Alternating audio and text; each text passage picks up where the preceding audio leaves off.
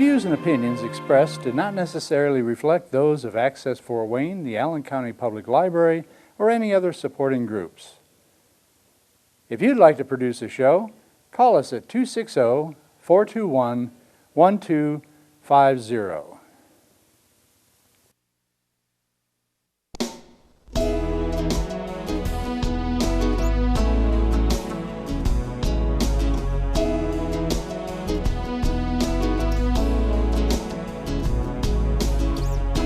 Let me be your lighthouse so I can show you the way. Let me be your shining light, I'll keep you from drifting away.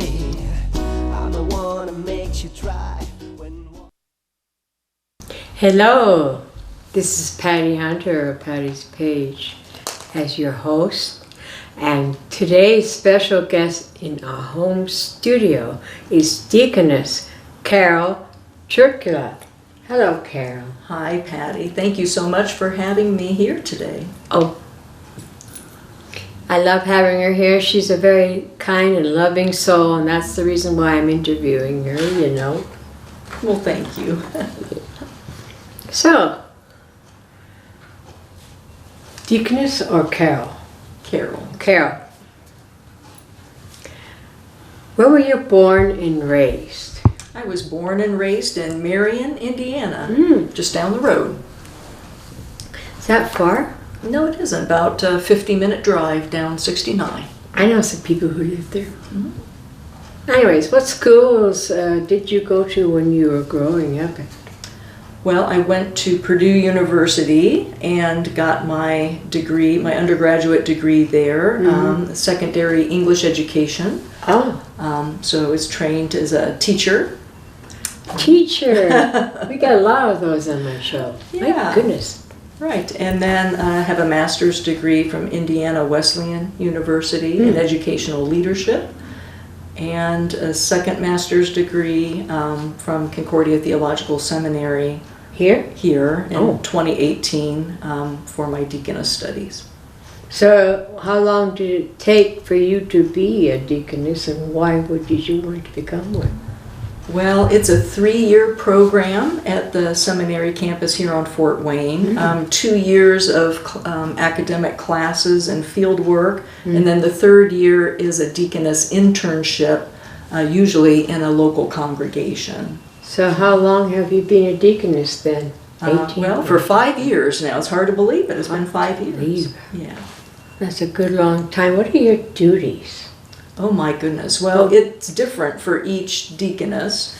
So deaconess does mercy work. We assist the pastor in helping in congregational care or in teaching, especially women and youth, and also doing some counseling with women and youth. And then whatever other tasks that congregations or institutions may have for deaconesses to do. So we serve in a wide variety of settings and in a wide variety of ways, but we are focused on human care and sharing the gospel as we care for people. So, where are you now? I mean, where do you do your deaconess duties? So when I graduated from the seminary, I'm called by St. John Lutheran Church in Columbia City, and I did congregational care, jail ministry, and campus ministry. They need right. And after a couple of years, then I was asked by a colleague at the Lutheran Foundation, Reverend Dr. Dennis Goff, if I would join him there in the ministry department at the Lutheran Foundation in a new position that they had created called Ministry Associate. And in my role there, I get to help equip our Lutheran congregations, schools, ministry organizations, and other community organizations with faith-based mental health materials. And educational workshops and things like that. So you had to go to school to, school to learn about the mentally ill, how to communicate with them, how to help them? Well, we had some of that training in the seminary, a small amount, but I'm not a mental health professional. So what do you However, I have, in the past 3 years that I've been at the Lutheran Foundation, been educating myself on the topic of mental health and mental illness, especially faith and mental health, and how the church can help people living with mental illness. So while I'm not necessarily a certified mental health counselor or professional, I've attended many conferences and trainings and online webinars and things to help educate myself, as well as reading a lot of books to become more knowledgeable on the topic. That is necessary. It is. Because there's an awful lot of people out there who could use the Lutheran Foundation's help. So you're married with kids, eh? Yes, I've been married 30 years. Oh, I have 2 adult sons. One lives in Cincinnati and the Bigger other than you? in Lexington, Kentucky. Yes, they're all over 6 feet tall. Oh, So I'm the mercy shrimp. heavens. I'm the shrimp in the family. Oh, I am more shrimp than you are, girl. Your husband, what does he do? Well, he's a pastor at Our Hope Lutheran Church in Huntertown. Huntertown. Jeez, all over the place. Is that where you are now, in Huntertown? We live in Fort Wayne. You live in... Getting me mixed up. But that's okay. I usually get that way. Anyways, you're from Fort Wayne. My hometown is Marion, Marion, but you live in Fort Wayne. currently, yes. And your husband is, what's his name? Mike, Mike. Michael. It's a good name. thank you. So, are your children following in your dad's, their dad's or your profession? Well, time will tell, I think. One's a computer software engineer and the other's a high school teacher. They're both in their 20s. So, my husband and I are second career church workers. So, the Lord may work on their heart at some point and maybe they'll go into the ministry as well. I don't know. Okay. We continue to pray. Well, you're there for them if they wish to learn. That's and, right. And they can go places to be able to learn how to help others. So, besides being a deaconess, you're a teacher. What kind of language do you teach language? I did, yes. So I taught at the high school level Japanese language. Japanese? At the public high school, yes. I love Japanese language. Me too. How long did you have to go to school to learn the Japanese? Yeah. So it was my minor at Purdue, and then I lived and worked in Japan after graduation. Yeah. How long were you there? I lived there for a year, and then came back and started teaching Japanese in Columbus, Indiana. You're all over the place, girl. You're going to stay here in Fort Wayne for a while?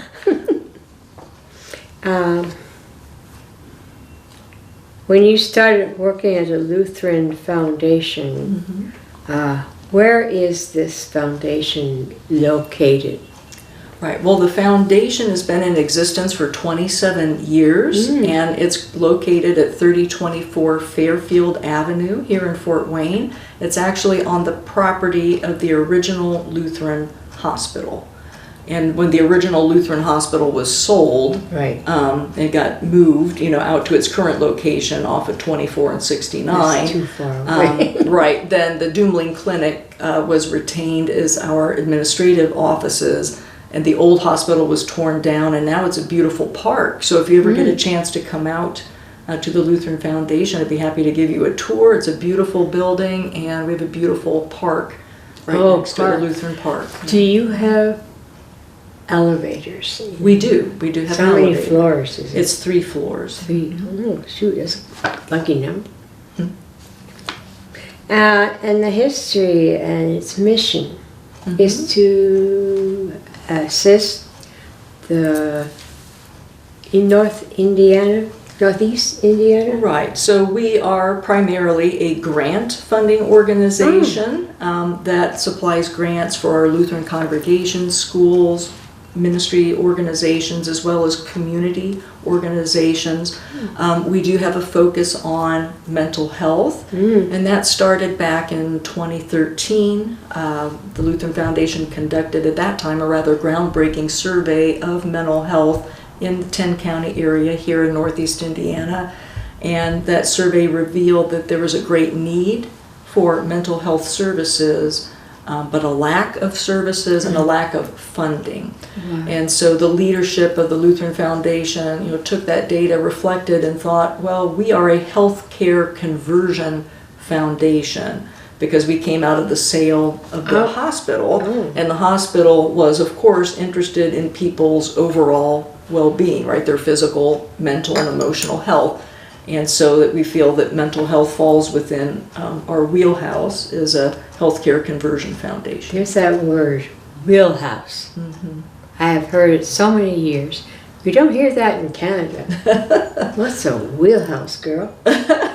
Well, we'll have to look it up with old Merriam-Webster and find out the history of how that came out. I like this. I like her. What is the website and contact info to get in touch with the Lutheran Foundation? Right. It was very simply www.thelutheranfoundation.org. Right. And that's the Lutheran Foundation website. We also have another website called Look Up Indiana, and that's lookupindiana.org. And that particular website has mental health material on it, including faith-based mental health resources. So if you haven't yet checked out Look Up Indiana, I would encourage people to do that. So your position there, it is what again? It's called Ministry Associate. So who you work with Dr. Reverend Goff? He was there originally, and he is now over, he's the lead pastor at St. Michael's Lutheran Church here in Fort Wayne. And so now my direct boss is the Reverend Dr.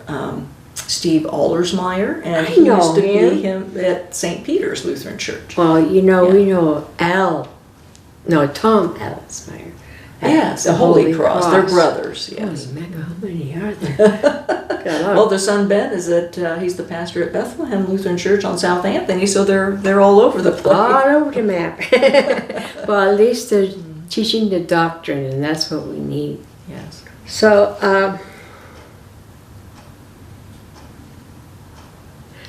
does the Lutheran Foundation help only Lutherans themselves, or do we help others outside our church? Right, so we also offer community grants to community organizations in our 10-county area. So for example, Remedy Live, Stop Suicide Northeast Indiana, the Lighthouse Biblical Life Recovery Center, and so on and so on. We supply funding for many organizations, many of which have a mental health related focus to them. So how do you get the money coming in to give these grants out? Right. Scholarships and stuff? Yeah, so the grant money came from the sale of the original Lutheran hospital, which has been invested, right? And so we take those investments then as we get interest and so on from these investments, and that is what fuels the kitty. Got a big fat kitty now, eh? Yeah. Oh, Nelly. I was going to say, do you have people in their wills or whatever grant you money from their estate? Well, that I'm not quite sure about. I would have to ask somebody in our leadership team if that's ever happened. I've been at the foundation now for 3 years, and I've not been aware. I've not been aware of anyone doing that in the time that I've been there, but perhaps they have. That would be nice, someone donating money for your grant. So I don't know how long your grants that you have now will last from the selling the hospital, but it's nice to know down the road who will be able to help finance your. And the applications for the grant scholarships, for what subject scholarships? Yes, the scholarships are available for people who are studying in a variety of medical professions, such as someone studying to be a doctor or a nurse, or I think even dental hygiene is included, mental health counseling. Oh, that's good. Any type of medical field, and those are offered once a year. I believe the deadline is in February, so we're actually receiving those applications right now. So you just go to your website. Right. Say it again. www.thelutheranfoundation.org, and people should be able to, at the top of the page, it'll say investments, and then under investments it has scholarship information. Yeah. Is that for any age, any person? Yeah, so it's specifically geared for college students, but I believe that they don't have to be necessarily, in their 20s. It could be someone that's going back, maybe someone like my age is going back for a second career that's studying. So Lutherans only, or outside? Oh, it's available to anyone. There is a list of certain colleges or universities that they must be attending in order to be eligible, and all that information's on the website. Yes. Yeah. And you in your profession, as do you tour around Indiana or other places? Do you do touring? Well, I will do some speaking upon request. So, you've heard me speak a couple of different times, mainly here at local churches, but other places within the Indiana district as well. Northeast. So as a keynote speaker, what do you basically share with your audience? Right. Well, most of the time it's on faith and mental health and how the church can help people and their families living with mental illness. And we currently have our mental health advocate initiative. Oh, yeah. And so I often will share information about, if your church isn't currently participating in that, why you might want to do that and how you can do that. But they're doing it at my church. I know, at Ascension. I'm so happy about that. And actually, we have 60 mental health advocates currently serving in Northeast Indiana, and we hope to, this year in 2024, expand the mental health advocate initiative to include our Lutheran schools and our partner ministry organizations such as Lutheran Life Villages and Worship Anew and maybe the seminary. Worship shut-ins, yeah. So, do they volunteer to do it? Yes, so it's a volunteer role and not paid at all, but we ask that people commit to doing it for about a year so that there's a good solid foundation. You can do it for more than 1 year if you want to, and your church can have even more than one mental health advocate. Yes, we have a couple or two. Yeah, I think I have 2. I'm just wondering, what do you have to go to a workshop to learn to be able to handle? Right, and again, our mental health advocates are volunteers. Most of them are not trained mental health professionals, although some are. Some are doctors, some are nurses, some are mental health counselors. But most of the time they're either church staff or lay people who are just passionate about mental health and wanting to help. They care about people and they want to help. So the Lutheran Foundation does provide an orientation session for them. We also provide ongoing education throughout the year that our advocates training. Suicide prevention training, mental health first aid, companionship workshop, the sanctuary course on faith and mental health. And most of those trainings are offered free of charge, not only to our mental health advocates, but to the faith community at large. So almost every month, the Lutheran Foundation is hosting some sort of educational training related to mental health. Yeah, you should come to our church. We need you very badly. Well, I'd be happy to speak with Dr. Z. Roth about the possibility of doing that. Well, I have a mental problem, bipolar type 2. And it's good to know that there are people out there who could be able to help me, because I do have my moments. Even though Well, I'm on don't we meds. all have our moments? We all Yes, have them. you kind of wonder. Anyways, at conventions, what do you hand out to the people in the audience? Well, paper, books, what?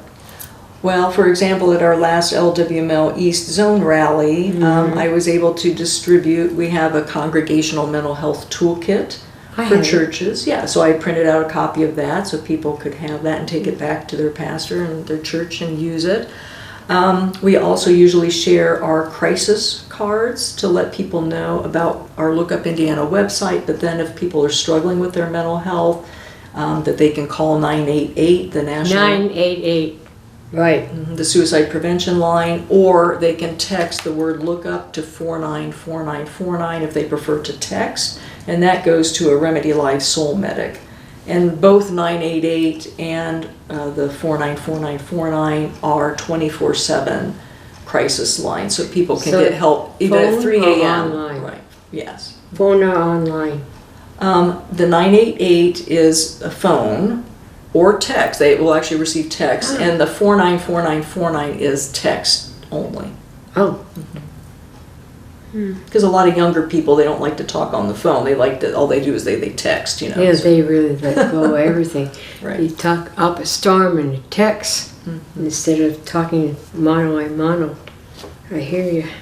So, what I wouldn't mind knowing is, do people realize that the mental health, the mental illness of people is a combination of environment as well as physical problem of the brain? Right. And people have to know that. It's a stigma. There's nothing wrong with knowing someone who has a mental illness, and pray that they go on medicine or they find out what's wrong with them if they have problems growing up. Right. And I don't think that most people realize that mental illness is rather common. So the CDC says that 1 in 5 Americans are living with a mental illness, many times undiagnosed.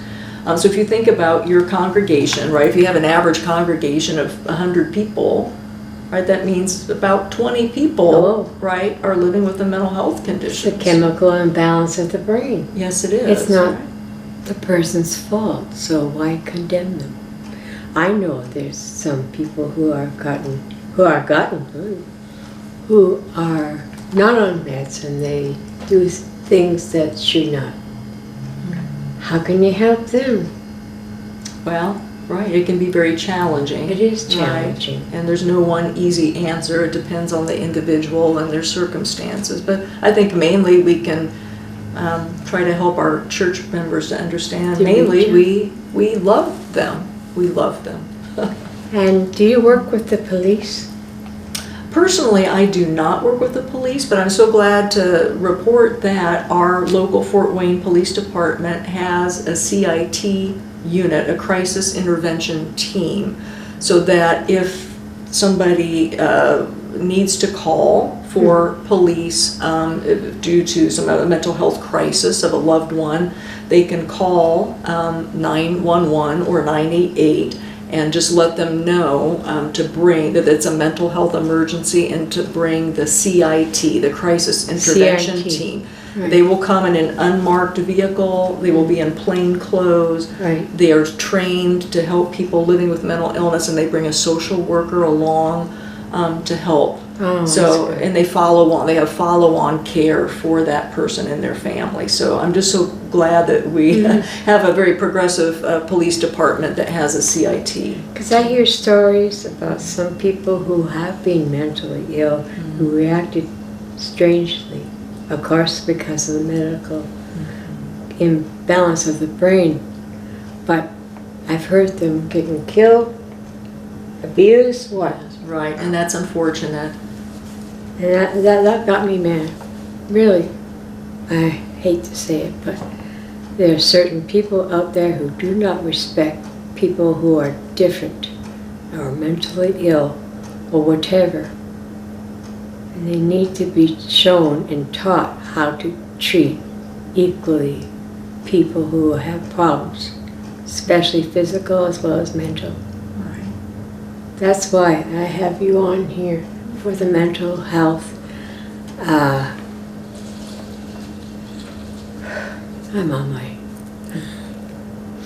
on my soapbox.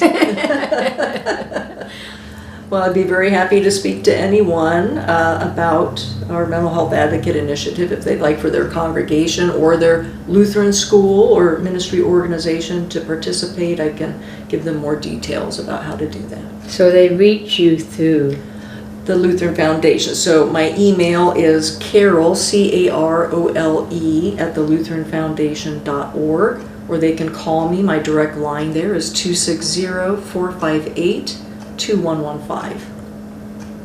And finally, giving hope to our people here in this state and other places. What would you like to share with them? Mainly that they're not alone, right? They're not alone in their struggle, that they have a mighty, loving, compassionate God who loves and cares for them, and a church that also loves and cares for them. That's why we're here, to help. We love human beings, whatever happens to them from the womb to the tomb. Human beings are precious in the eyes of the Lord Himself. And we're here as our brother's keepers, caretakers. That's why I have my show on. So thank you, Deaconess Carole Terkula. Thank you, Patty. Oh, sorry. that was a good grip. So we'll see you next week. May we have a great week, and God bless you all, and thank you, Carole. My pleasure. Thank you. Bye-bye. Godspeed, my love, until we meet again. You're always in my heart and every dream. Don't let this time apart give in to all our fears. God will keep us close from up above. So until we meet again, Godspeed, my love.